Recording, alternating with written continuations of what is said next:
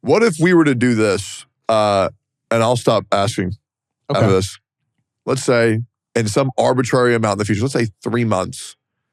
Okay, me and Emmy will go clean up your kitchen while you're streaming, and then we'll leave. You guys don't understand what is in that kitchen.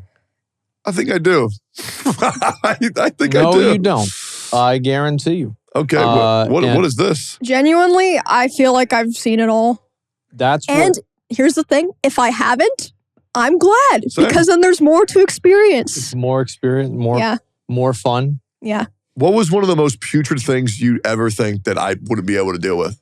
Well, there was one time there was a dead possum that died behind my refrigerator, and it had decomposed so much that whenever I picked it up, half of the corpse and the intestines fell out, and I had to sweep it up and like kind of scoop it up and put it in the garbage. That is pretty bad, but I mean, that's just something you got to deal with sometimes when you're an adult. When I lived in El Paso, not in the house, there was this stray cat that used to live in with the previous tenants that they would tell me about. The cat comes in every now and then. Yeah. And I didn't know about this, right? I was like, okay, stray cat. 3 months after I move in, the cat's appearing in my bathtub. And I'm like, what the fuck? This is none of my cats. And then it runs away. Okay. 2 months later, all of a sudden, it smells like absolute shit in my house. Yeah. And I go inside my garage, and the cat is like underneath all of the previous tenants' stuff that they didn't take out of the garage, and it's dead, and it's melted into the ground.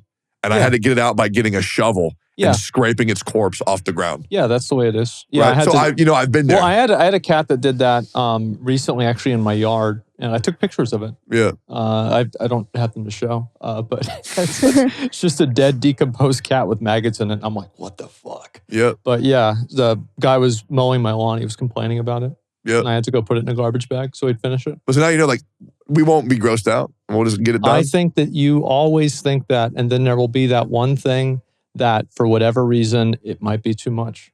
But it will be funny.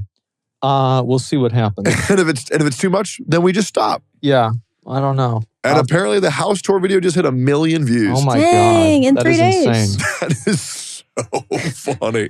That's the way it is. So funny. Yep. Remember, I was saying I thought that would be our biggest video, and you were like, it's not going to pass our first episode. Yeah, well, I mean, I didn't think it was really a big deal. I know, that's why it's so good. Yeah, it's you don't think it is. I like those kinds of videos everyday. where it's like us just like hanging out, like just doing something. Same. Yeah, it's very relaxing. I'm never stressed out, anything like that. Doing videos like that, it's totally fucking fine. Yep. Yeah, I like it. I like the part where we were playing shit in the backyard. Really? Yeah, that was fun. I like that too. Dude, your swordsmanship is actually like insane. How did that start? Like, how did you get so good at it? Because I started with a stick, Right. and then my friend had a stick, and then I would hit my friend, and he'd hit me, and then I was like, well, that hurt. Maybe I'll try to make sure I hit him more, and he hits me less. That's sick. And I used to do it all the time, and my dad taught me like other stuff. He was like a fighter in the army and shit. Yeah. And so, he was like insanely fucking good at it whenever he wasn't 76. Yeah. And so, and that's kind of how it was. And I just did it all the time back in the day. Because when you're holding a Zweihänder and you one-hand it and you flip it backwards and then you chop it, that shit's nuts. It was. Oh, I told my stream this too because I wasn't sure if people knew because of the cuts. When he hit the volleyball, those were like one take. He never missed. Yeah. It wasn't just putting in the best clips. He never missed with it. No, why would I miss? Yeah. Now imagine that's a human.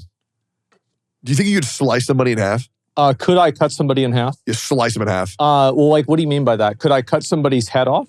No, I mean their from torso? Their skull down to their testicles. No, I don't think I could. I don't think I could. I've thought about that. Yeah. I just don't. Now, maybe it would be possible, but I don't really think that it would happen. Okay. It's just hard to do that because of the bones. And there's so many bones because you're going to be going through every vertebra. Like, you could probably cut somebody in half from like their side pretty easily. You could cut off somebody's arm super easily. That'd be no big deal. What men think about? Well, I wasn't until I watched Omni-Man's trailer for Mortal Kombat 1. Uh-huh. Which, my God. He The like animations. grabs somebody's brain and like squeezes their head until their eyeballs pop out of their skull and their Oh face yeah, turns like purple. Game of Thrones or Star Trek. Yeah, and then he grabs the Mortal Kombat character and just flies them through a bunch of civilians. So you see their corpses exploding on his body. Like in the show. Yeah, and then you know the one where he's like, think, Mark, and then it's like, knocks him the fuck out, nose exploding. Bro, it looks so good, man. I actually love Mortal Kombat so much. If I wasn't shit, I would play the fuck out of that game.